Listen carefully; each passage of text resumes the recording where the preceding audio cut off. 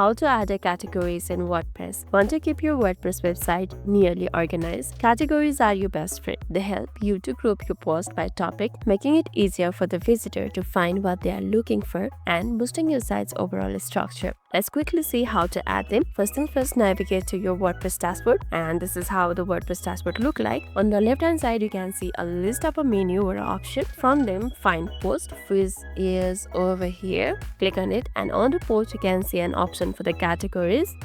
Simply tap on the categories, and this took you to the categories. You will now see the categories page. On the left hand side, you will find add a new category section. Start by typing the name of your new category in the name field. Make it clear and descriptive. For example, if your blog is about the food, you might create a categories like a breakfast, lunch, or a dinner. Mine is all about myself, so let me add a category called reflection. Now we can add a parent category if you want to, or keep it unorganized too. Now add a description about your category here.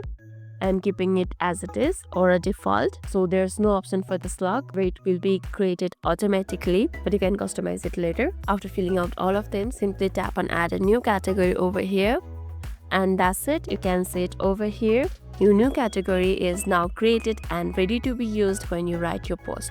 Easy, right? Using categories effectively will significantly improve your website organization. And I hope this video helped you.